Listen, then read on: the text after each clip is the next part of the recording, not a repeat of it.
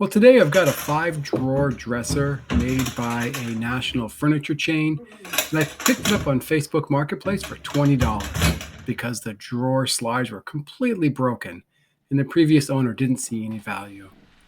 So today I'm going to be giving this guy an update.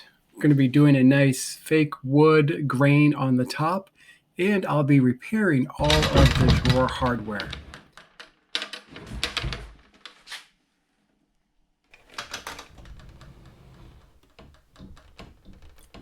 I start every furniture flip with a good cleaning. And recently I've been using Simple Green. And I'll tell you what, guys, I have fallen in love with this cleaner. It does a great job, and it's not as harsh or as bad on the environment as TSP. Well, you never know what you're going to find when you clean a piece. And for this, I really have no words.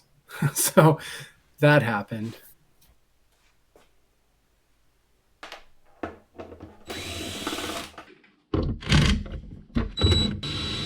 This dresser was missing one of the drawer pulls, so I decided to go out and purchase some new pulls to give it a more updated look. But I'm definitely going to hang on to this hardware. I'll use it in a future project. So in addition to the cleaning, I wanted to give the piece a more updated look, so I decided to take off these wings that were on either side on the top and in the back. That was a pretty easy job, a couple taps with a hammer. I sanded down the rough spots, and there's some glue that was in there. And I filled in the holes using my light duty wood filler. This wood putty only takes maybe 10 or 15 minutes to set up, especially in small holes like I'm working on here. So I'm going to go ahead and grab my random orbital sander and start the scuff sand. Since I am painting this piece, I want to give a nice scratched surface for the primer to hang on to. So I've got 120 grit paper in the random orbital sander, and I'm just going to go over the whole piece and make sure that I've got a nice scratchy surface for that primer coat. The top of this dresser is made out of particle board, and it has a couple of dings in there just from normal wear and tear. Now, I could have filled those with a wood putty and sanded them smooth, but I decided to take my random orbital sander and just buff out those rough dings. And this way I'm going to have a nice rounded front edge and hopefully make it a little bit more stable, less susceptible to that same type of ding in the future.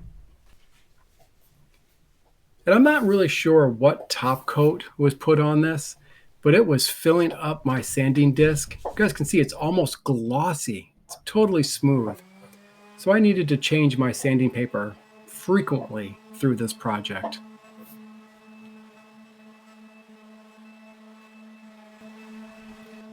This isn't a really high quality piece of furniture. It's something that would have been mass produced for sale in a nationwide furniture store. So the fronts of these drawers isn't a real wood.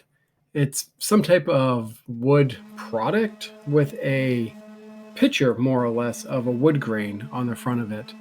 So I wanted to be careful not to sand through that almost a paper type grain pattern, but I did want to scratch it up enough to give my primer something to hang on to.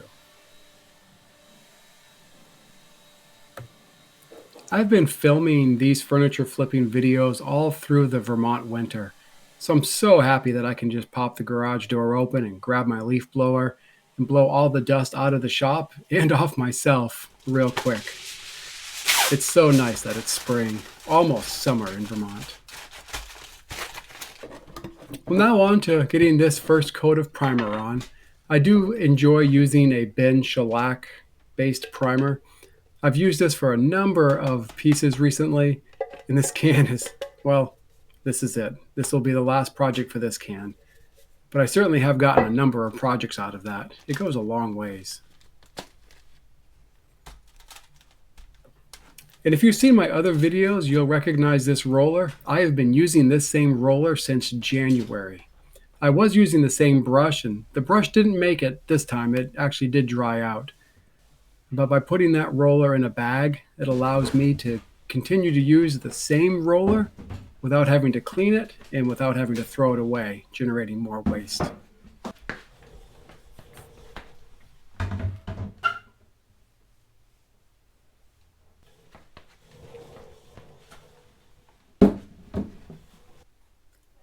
My preferred method of applying this primer is with a roller, but I will grab a chip brush or a cheap foam brush to get into those little spots that the roller just can't reach. One of the great benefits of using the shellac-based primer is it dries really quick. Now, if I was shooting for 2 coats of primer on this piece, I could actually go around and do the second coat probably 20-25 minutes after the first coat. But I actually am only going to be using 1 coat on this project today, so I'm going to let it sit overnight. So when I come back the next day, I can give it a nice sand with a really high grit paper, something like a 320 or 400 grit. And what I'm going to do here is just kind of feel for any rough spots. The way I hold my hand is the palm of my hand actually will be rubbing on the surface, and I use that to kind of judge whether or not I've successfully sanded that area. So I'm just looking for a nice smooth finish. And this is going to give the best base possible. So when we apply that paint, we're going to have a really high quality surface. I picked up the paint that I'm using for this project at my local Lowe's hardware store. I actually found it in the mist tint section, and I think I paid like $7 for it. So that's a great tip. If you're going to be flipping furniture and you're in one of the big box stores, just swing by the paint department and see if they have any high quality paints that were just mixed wrong. This was actually a white paint, and I used some of the glaze that I'll be using in a step here in a few minutes to kind of darken it a little bit and make it more of a creamy white. I think the color came out really, really well.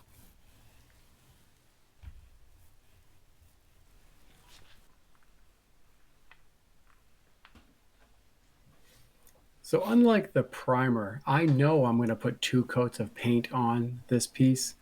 So I'm okay with this first coat being real light, real thin. And if I can see some of that white primer through this coat, I'm okay with that. Because I know 2 light coats are always going to be better than 1 heavy coat.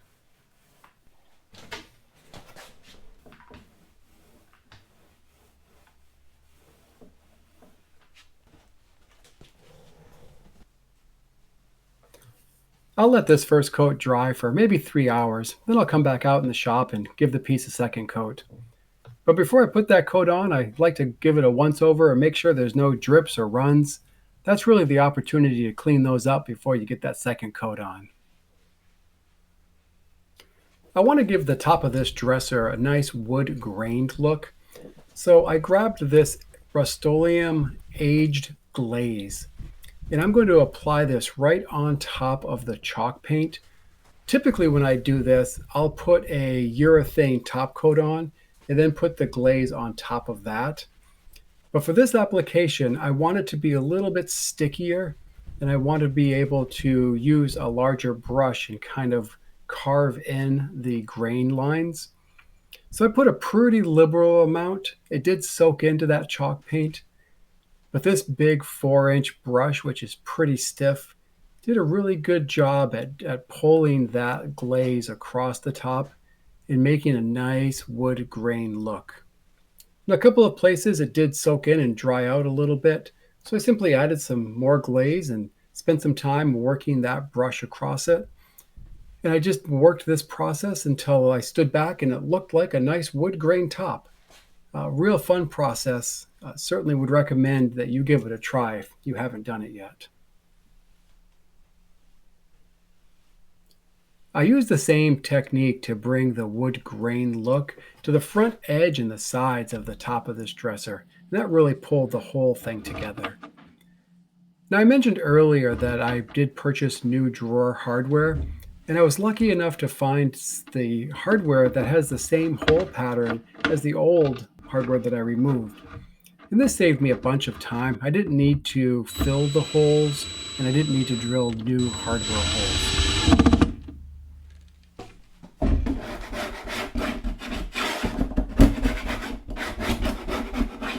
I'll be reattaching this drawer hardware using some two-part epoxy. But before I use that, I want to make sure I get all of the grease off of this piece of metal to give that epoxy the best surface possible to stick to. It's important to note that wood glue will not work here. You need to use something like an epoxy when gluing metal and wood together. So I grabbed some JB Weld, and I'm going to go ahead and mix this up right on the actual rail itself.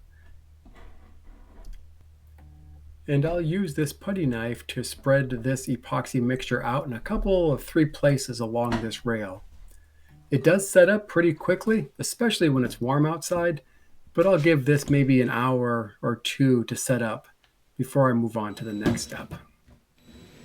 And you can see right in the front edge there's a place for one small screw. You definitely want to find a short screw because that is the front of the drawer and you don't want that screw to poke out.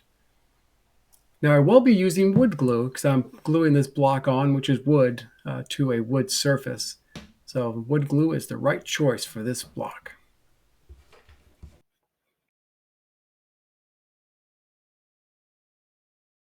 The first step in repairing this is going to be to remove the old broken drawer glide. And you'll find there's 2 or maybe 3 screws that you'll simply take out. And we're going to save these screws and we will be reusing them with the new drawer glide. The new drawer glide has this reinforced metal backing. They simply go together, the holes line up, and it slides right over the top of this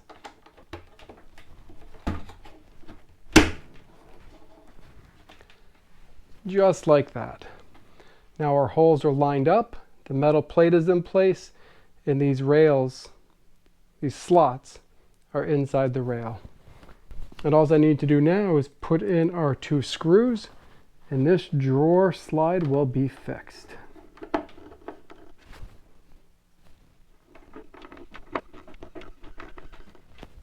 And there it is. We have successfully repaired a drawer slide. Before we get to the final project reveal, let's take a look and see where I started. This is a pretty typical 5-drawer dresser, mass market, factory made, pretty plain, some broken drawer slides. And this is what I ended up with.